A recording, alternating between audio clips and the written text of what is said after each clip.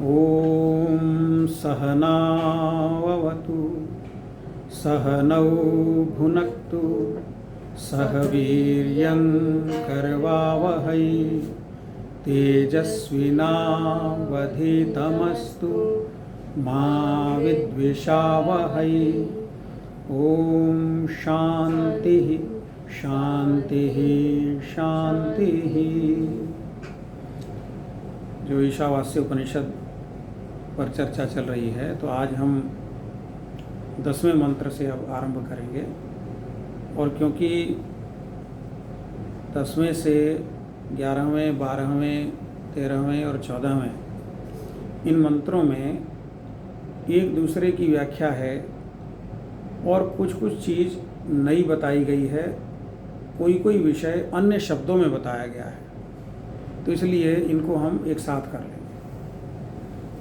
तो पहले 10वें मंत्र का पाठ करते हैं। ओम अन्यदेवाहुः विद्यया अन्यदाहुरविद्यया इति शुश्रुमधीराणां येनस्तद्विचक्षिरे। सरल संस्कृत है। बात जो बताई गई है वो पहले वाले व्याख्या के सुनने वालों के लिए बहुत सरल है। अन्यत एव आहुः विद्यया, विद्यया अन्यत एव आहुः। विद्या से जो फल प्राप्ति होती है वो अन्य है, वो दूसरी है, अलग है, भिन्न प्रकार की है। और अन्यत आहुः अविद्यया, और अविद्या से जो फल प्राप्ति होती है, जो परिणाम मिलता है, जो लाभ होते हैं, वे अन्य हैं। इति शुश्रुम धीराणाम, ऐसा हमने सुना है। और किनसे सुना है? ये बहुत महत्वपूर्ण है। किससे सुना है? किसी अफवाह फैलाने वाले से नहीं, किसी अनुमान लगाने वाले से नहीं, और किसी सुने हुए की बात को दोहराने वाले से नहीं। वो हमने सुना है ऐसे से जो स्वयं अनुभवशील है। इति शुश्रुम धीराणाम, वे धैर्यवान जो सब कुछ जानने के कारण, सब कुछ का तात्पर्य है कि जो अध्यात्म का सार है, अध्यात्म का चरम है, उसको जानने के बाद फिर व्यक्ति के लिए कोई ऐसा विषय नहीं रहता जिसके लिए वो लालायित हो, जिसके लिए वो दौड़ भाग करे, जिसके लिए वो तनावग्रस्त हो, परेशान हो। तो उसको उपनिषद कहती है धैर्यवान। और कौन से धैर्यवान से?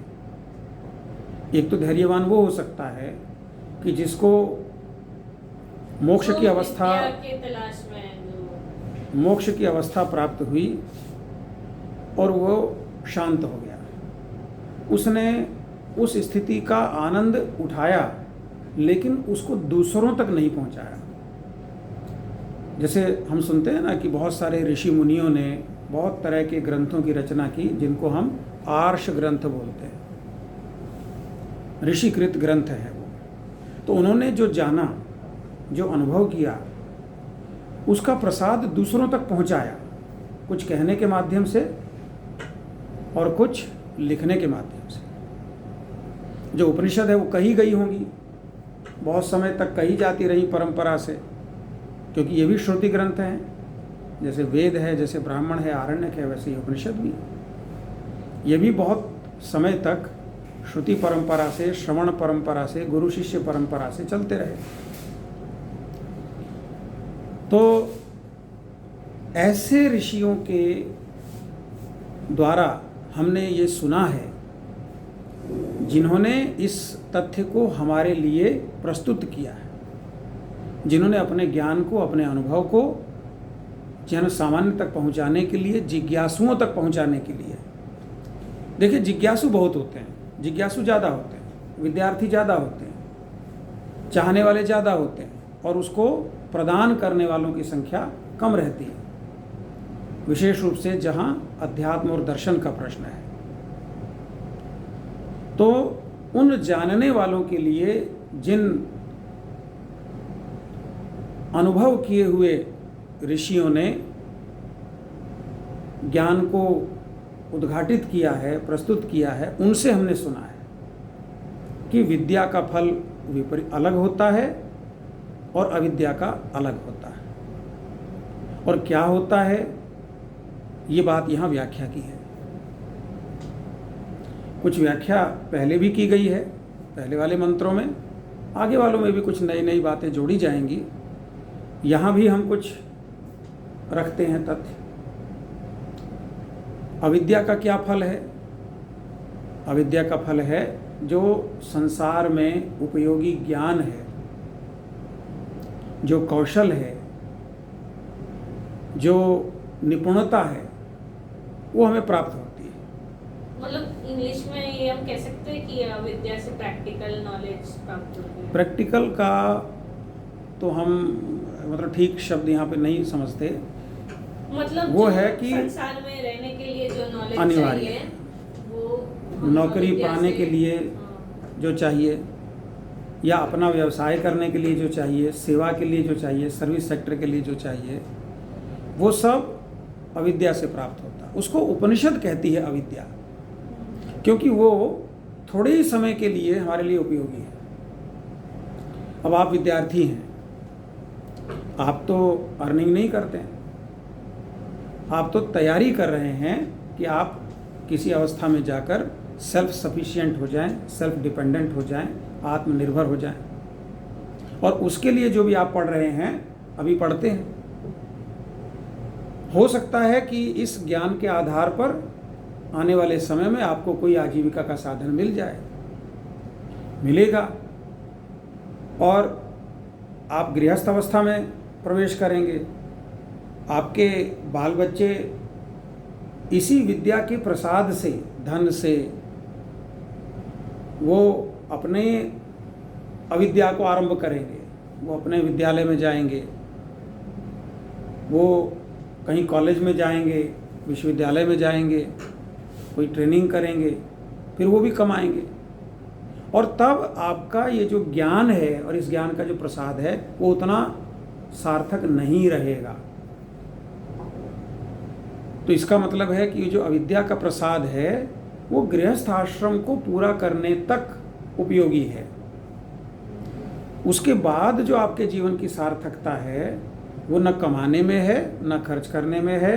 और तब जो अवस्था आती है कि व्यक्ति बहुत खा भी नहीं पाता है, जब प्रौढ़ अवस्था हो जाती है, तो उसका जो शरीर का तंत्र है, न उतनी भूख लगती है, न उतना हजम होता है। कहीं घूमने जाना चाहता है, कहीं का पर्यटन करना चाहता है, तो उसकी भी उतनी क्षमता नहीं होती, उतना चाव भी नहीं होता, उतना पहनना भी अच्छा नहीं लगता। लोग कहते हैं बूढ़ी घोड़ी लाल लगाम।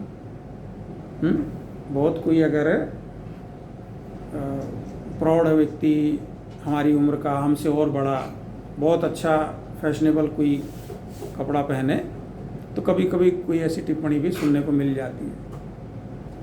तो उस समय इस सारे अर्थ की, धन की, समृद्धि की, ऐश्वर्य की आवश्यकता धीरे धीरे कम होती जाती है। फिर जो जीवन का उद्देश्य होता है, उसे प्राप्त करने में काम आती है विद्या।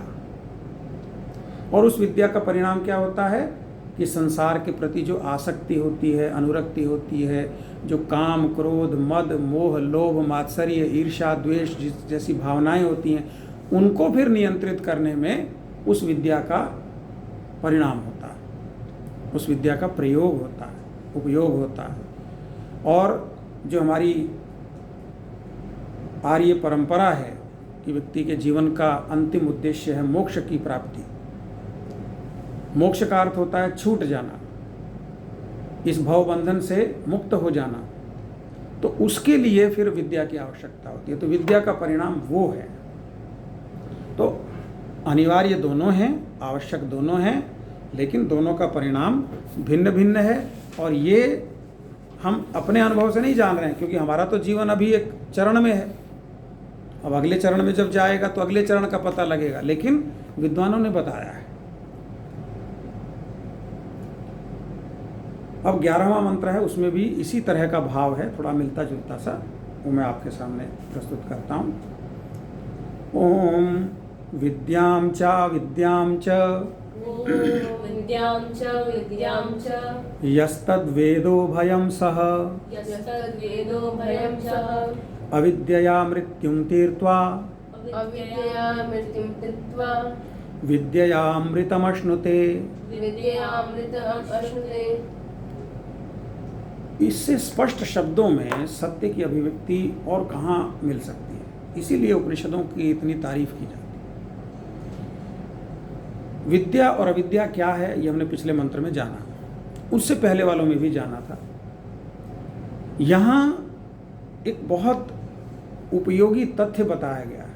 वो ये बताया गया है कि आप ऐसा न करें कि पहले तो अविद्या जान लें और इस संसार का जो आपका दायित्व है उसको पूरा कर लें, उसके बाद आप विद्या को जानें। ऐसा नहीं होता है, क्योंकि आप देखते हैं अपने आसपास के जगत में, देखिए कुछ लोग हैं जो पैसा कमाने में ही लगे हुए हैं, उनकी जवानी भी उसी में खर्च हुई, उनकी प्रौढ़ावस्था भी उसी में खर्च हुई, उनके बच्चे भी बड़े हो गए, सेट हो गए, वो भी अपने आजीविका चला रहे हैं, लेकिन ये भी नहीं छोड़ रहे हैं, ये भी कमाने में लगे हुए हैं। बहुत बहुत बूढ़े हो गए हैं, दुकान पे बैठे हैं, ऑफिस में जा रहे हैं और किसी तरह से कमा रहे हैं, वो कमा ही रहे हैं। अब उस कमाने का कुछ होना नहीं है। कुछ तो ऐसे लोग हैं कि जिनके यहाँ अब पैसे की उतनी वैल्यू भी नहीं रही है। ये पैसा जब ज़्यादा हो गया तो उसका उतना मूल्य भी नहीं रहा। तो वो अमिताभ बच्चन भी कर रहे हैं। वो तो कर रहे हैं, तो यही मैं कह रहा हूँ। और बहुत सारे लोग हैं, बहुत सारे धन के लिए दौड़ रहे हैं, बहुत सारे पद के लिए दौड़ रहे हैं, बहुत सारे प्रतिष्ठा के लिए दौड़ रहे हैं, बहुत बहुत तरह की चीज़ों के लिए दौड़ रहे हैं। तो ये वो लोग हैं जिन्होंने विद्या नहीं जानी, इसलिए वो अविद्या में ही फंस कर रह गए। तो उपनिषद कहती है विद्याम च अविद्याम च यह तत्वेद उभयम सह, जो दोनों को साथ साथ जानता है, तभी वो वे हो सकता है ना। तभी ऐसा हो सकता है कि उसमें यह जागृति पैदा हो कि मुझे अविद्या से तो इस मृत्यु को पार करना है, इस मरण धर्मा संसार को पार करना है, या इस मरणशील शरीर का पोषण करना है। शरीर तो मरणशील है, वो लगातार मृत्यु की तरफ अग्रसर हो रहा है, इतना तो निश्चित है। इस संसार में कोई और चीज निश्चित हो या ना हो, मृत्यु तो अटल सत्य है। जन्म आपका हुआ था, ये भी अटल सत्य है। जन्म हुआ था तभी तो यहाँ है, इस अवस्था में है, और इस अवस्था में है, इससे पहले किस अवस्था में थे, ये आपका सबका अपना अनुभव है। और आगे कैसे होंगे ये आप देखते ही जा रहे हैं। इस सत्य से तो आप मुंह नहीं छिपा सकते हैं ना कि भाई नहीं हम तो ऐसे ही रहेंगे, युवा है युवा ही रहेंगे। नहीं रहेंगे, नहीं कोई रहा है, न भगवान राम, न भगवान कृष्ण, न भगवान गौतम बुद्ध, न भगवान महावीर, न कबीर, न तुलसी, न कोई और। जिन्होंने सत्य को जाना, जिन्होंने सत्य को नहीं जाना, शरीर के विकास और उसके ह्रास से इस बात का कोई संबंध नहीं है। शरीर का अपना गुण धर्म है, वो प्रकृति का पुतला है, प्रकृति के अनुसार चलता है। तो इसलिए दोनों को एक साथ जानना, एक साथ या साथ साथ जानना, पैरेलल जानना वो आवश्यक है। क्योंकि इस जीवन में भी जब हम, अब आप पढ़ रहे हैं, कई बार आपके पढ़ते पढ़ते बहुत मेहनत की लेकिन अंक उतने नहीं आए, बीमार हो गए, घर में कोई अर्जेंसी हो गई, परीक्षा ही नहीं दे पाए,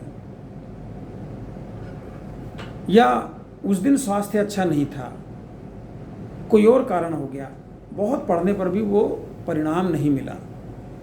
तो तब भी अगर विद्या नहीं है, परमात्मा पर विश्वास नहीं है, प्रारब्ध पर आस्था नहीं है, या धैर्य नहीं है कि चलो अब नहीं तो फिर सही, या ज्ञान की शक्ति पर विश्वास नहीं है, ज्ञान के शाश्वतता पर विश्वास नहीं है कि ज्ञान तो सदा रहने वाला है, अंक आए ना आए उससे ज्ञान पर कोई अंतर नहीं पड़ता। तो भी जीवन नहीं अच्छे से चलता है। तो विद्या तो सदा काम आती है। ईश्वर पर विश्वास, अपने आराध्य पर आस्था और अपने प्रारब्ध पर निर्भरता का यहाँ मेरा आशय है कि वह है जिसके अनुसार आपका जन्म हुआ है और आपको बहुत कुछ प्राप्त होता है उसके अनुसार। तो ये सब चीज़ें हमें संतोष प्रदान करती हैं, हमें ढांढस बंधाती हैं। तो विद्या भी आवश्यक है। और जो विद्या को साथ साथ नहीं जानता, आप लोग सुबह उठते हैं, कोई भजन, संध्या, पूजा, उपासना कुछ तो करते होंगे, परमात्मा को याद करते हैं। हमने तो कितना वेद पढ़ा है,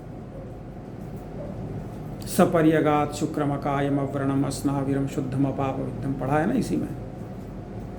तो उस परमात्मा के सर्वज्ञ होने, सर्वांतरयामी होने और सर्वेश्वर होने में, सबका स्वामी होने में, सबका हितकारी होने में हमारा विश्वास होता है। यही विद्या का परिणाम है। तो विद्या को भी साथ साथ जानते रहना है, अविद्या को भी साथ साथ जानते रहना है। संसार भी संभालना है, शरीर भी संभालना है, परिवार भी संभालना है, समाज भी संभालना है, राष्ट्र भी संभालना है। क्योंकि राष्ट्र नहीं यदि संगठित होगा, मजबूत होगा, सुरक्षित होगा, स्थिर होगा, तो समाज में भी अस्थिरता रहेगी। और समाज में अस्थिरता रहेगी तो हम में भी रहेगी, हम चाहे कितने भी समृद्ध हों, कितने भी शक्तिशाली हों। कोई गृहयुद्ध की स्थिति या कोई अशांति की स्थिति, कोई दंगे फसाद की स्थिति, कोई अपराधीकरण की स्थिति, वो हमें शांत और संतुष्ट नहीं रख सकती। तो इसलिए संसार के प्रति जो हमारे कर्तव्य हैं, शरीर से और राष्ट्र तक, उनका निर्वाह भी आवश्यक है। उपनिषद ये कहता है, उपनिषद नहीं कहता छोड़ के भाग जाओ। उपनिषद कहता है उसको भी संभालो, पढ़ाई करो, सम्मान करो, पढ़ो, खूब मेहनत से पढ़ो, नौकरी करो, खूब कमाओ। वेद में तो मंत्र है, शत हस्त समाहर, 100 हाथों से कमाओ, सहस्र हस्त संकिर, 1000 हाथों से उसे खर्च करो। तो ये नहीं है कि अब आध्यात्मिक होने का अर्थ है निर्बल होना, निर्धन होना, विपन्न होना, बेचारा होना ना। सब तरह की शक्ति, सब तरह के सामर्थ्य का उपदेश उपनिषद देता है। तो इसलिए विद्याम च अविद्याम च यस तद वेदो भयम सह, जो इन दोनों को साथ साथ जानता है और इनका उपयोग भी करता है, परिश्रम भी करता है, लेकिन यदि सफल होता है तो गर्व से फूल नहीं जाता, गर्वित नहीं हो जाता है, अहंकारी नहीं हो जाता है। वो विद्या का परिणाम है। विद्या अहंकारी होने से, घमंडी होने से, आत्मविमुग्ध होने से रोकती है और अविद्या सफलता दिलाती है। और यही ये मंत्र का दूसरा चरण कहता है कि अविद्यया मृत्युम तीर्त्वा, अविद्या से इस मरण धर्मा संसार का जो भी कर्तव्य कर्म है उसको हम पूरा करते हैं। और विद्या अमृतम अश्नुते, और विद्या के द्वारा उस अमरत्व को, अब अमरत्व का मतलब ये नहीं कि अमृत मिल जाता है और जीवन चलता रहता है, कभी हम समाप्त नहीं होते। कोई भी अमृत हो उसकी कहीं ना कहीं सीमा है। मतलब आपने बोला था ना एक सैटिस्फैक्शन, अमृत का यहाँ अर्थ है कि जो इस जन्म के बाद भी हमारे साथ रहता है। आपका पुण्य, आपका ज्ञान, आपकी जो आध्यात्मिक संपत्ति है। इसी तरह अब 12वां मंत्र है, ओम अंधम तमः प्रविशन्ति, ओम अंधम तमः प्रविशन्ति, ये असंभूतिमुपासते, ये असंभूतिमुपासते, ततो भूय इव ते तमो, ततो भूय इव ते तमो, यउ संभूत्यामृताः। ये उ संभूत्यामृताः। जो टर्मिनोलॉजी विद्या और अविद्या की है, उसका एक और यहाँ पैरेलल पारिभाषिक शब्द दिया गया है, संभूति और असंभूति। यहाँ आदि शंकराचार्य कहते हैं असंभूति का अर्थ है अव्यक्त प्रकृति और संभूति का अर्थ है कार्य ब्रह्म। इस पर थोड़ा विचार करेंगे।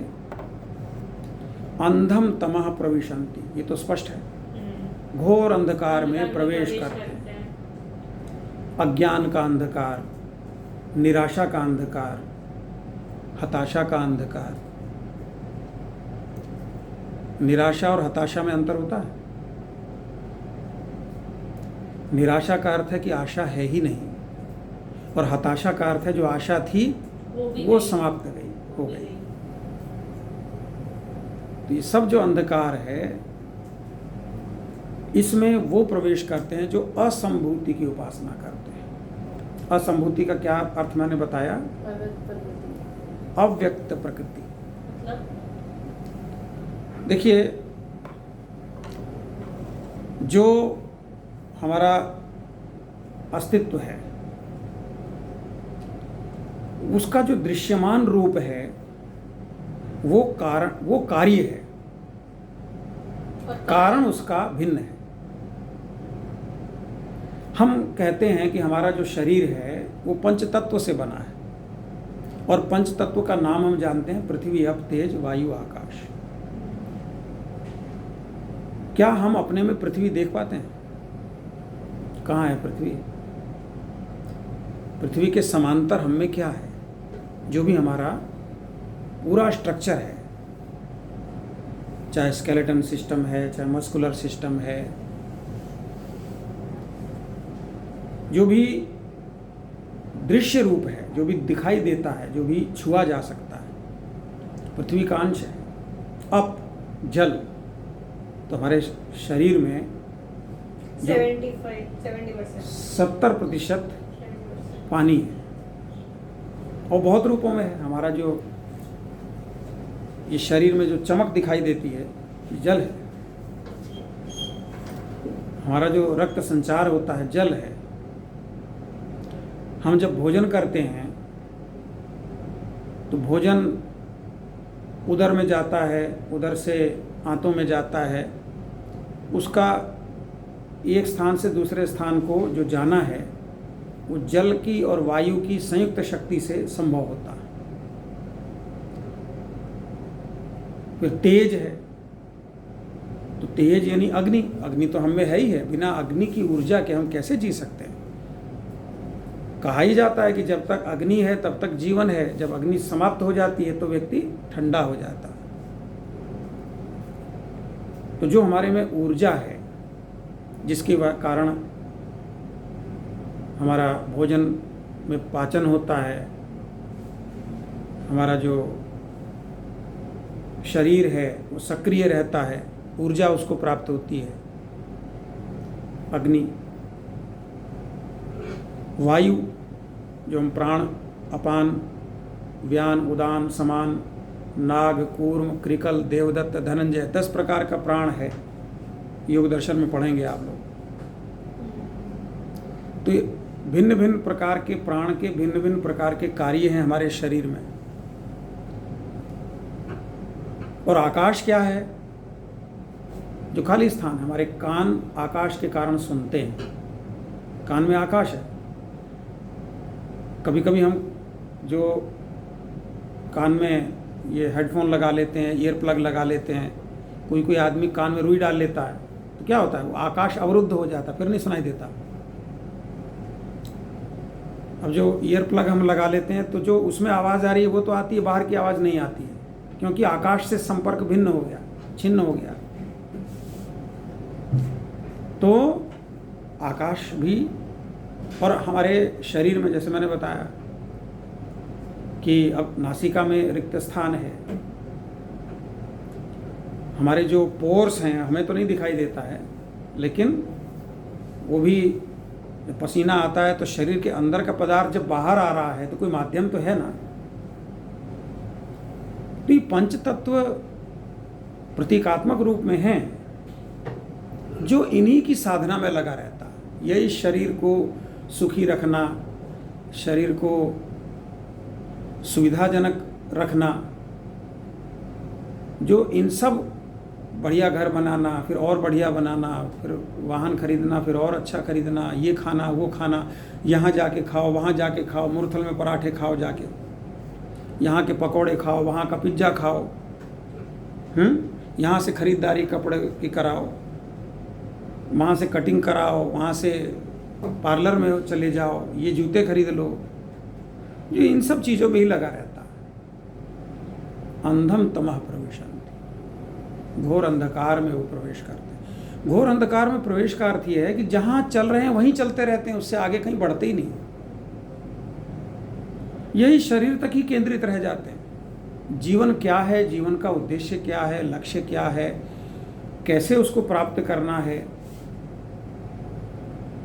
इतना अद्भुत ये देह प्रकृति ने बनाई या प्रकृति की है, और इसमें जो परमात्मा की व्यवस्था से प्राण का संचार है, ये क्या, यही खाने पीने के लिए है। कुत्ता भी खाता है, बिल्ली भी खाती है, चूहा भी खाता है, छिपकली भी खाती है, पक्षी भी खाते हैं, मछलियाँ भी खाती है, तुम भी खाते हो, लेकिन तुम इनसे बहुत अलग हो। तो वो बुद्धिमत्ता किस लिए है? उस बुद्धिमत्ता को अगर वही खाने पीने में खर्च कर दिया, फिर क्या कुत्ते बिल्ली और इन सब से अलग हुए? आहार निद्रा भय मैथुनम, यही सब अन्य जीव भी करते हैं, चींटी से हाथी तक, और हम भी कर रहे हैं। तो ये ज्ञान न आना, ये विचार न आना, इस पर चिंतन न होना, यही अंधकार है। तो घोर अंधकार में वो प्रवेश करते हैं जो इसी शरीर तक केंद्रित रहते हैं। और जो संभूति का आदि शंकराचार्य कहते हैं कार्य ब्रह्म, जो स्वर्ग के उपासक हैं, सुख के उपासक हैं, जो ये मांगते हैं कि हमारा कभी भी अकल्याण न हो। अब हम जब जाते हैं परमात्मा से, देवी से, देवता से, अपने उपास्य से प्रार्थना करते हैं, तो क्या मांगते हैं? कभी ये तो नहीं मांगते कि हे ईश्वर आप प्रकट हो जाओ, मैं आप में समा जाऊं। हम तो यही मांगते हैं कि परीक्षा में अच्छे नंबर आ जाएं, नौकरी मिल जाए, अच्छा जीवन साथी मिल जाए, बच्चे सफल हो जाएं, और ये सब होने के बाद फिर अगली पीढ़ी के लिए ये सब मांगते रहते हैं। तो जो इस प्रकार का शरीर तक तो केंद्रित नहीं है, कल्याण तक आ गए हैं, सुख तक आ गए हैं, ऐश्वर्य तक आ गए हैं, वे भी उसी चक्र में है। वो उससे भी अधिक गहन अंधकार में है। एक गरीब आदमी कहता है रोटी मिल जाए, जिसको रोटी मिल गई वो भी उस चक्र से बाहर नहीं निकला, वो कहता पूरी मिल जाए, पराठा मिल जाए। पूरी पराठा वाला फिर वही कुछ और चीज़ मिल जाए, पिज्ज़ा मिल जाए, बर्गर मिल जाए, बर्गर पिज्ज़ा वाला फिर कुछ और मिल जाए, है वो भी उसी स्तर पर अभी। लेकिन जो पहले वाले स्तर पर था उसके साथ ये चीज़ सार्थक थी, क्योंकि उसके सामने प्रश्न था जीवन मरण का। इसके सामने जीवन मरण का प्रश्न भी नहीं है, और वो व्यक्ति तो थोड़ा भोजन प्राप्त करके मरने से बच के जीवन की तरफ आ गया। ये तो जीवन से आगे कहीं बढ़ा ही नहीं। हो सकता है स्वास्थ्य से अस्वास्थ्य की तरफ चल दे, है ना।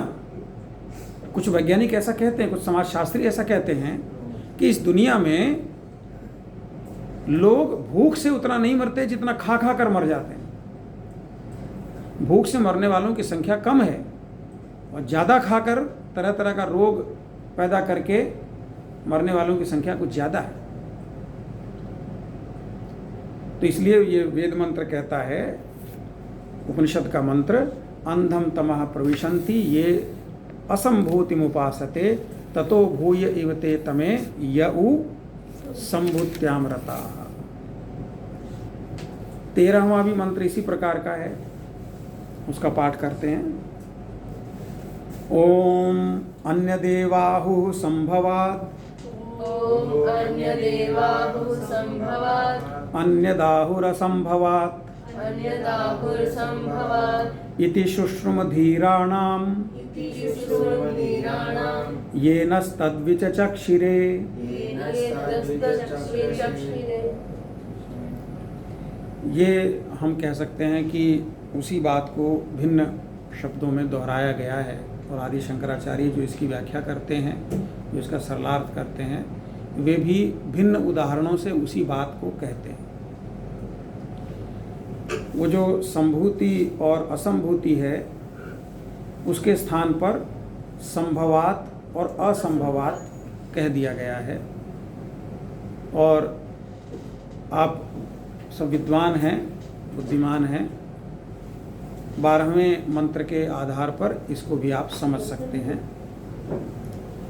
और जो इसमें जो दोहराव है, वो आप अगर देखेंगे तो 11वें और 13वें में दोहराव है, और 12वें और 14वें में दोहराव है।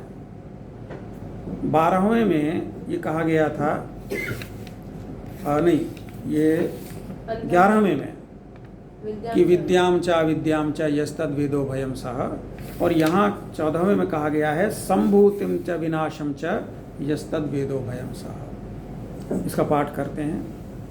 ओम संभूतिम च विनाशम च ओम संभूतिं च विनाशं च यस्तद्वेदो भयं सह यस्तद्वेदो भयं सह विनाशेन मृत्युं तीर्त्वा विनाशेन मृत्युं त्यक्त्वा संभूत्यामृतमश्नुते।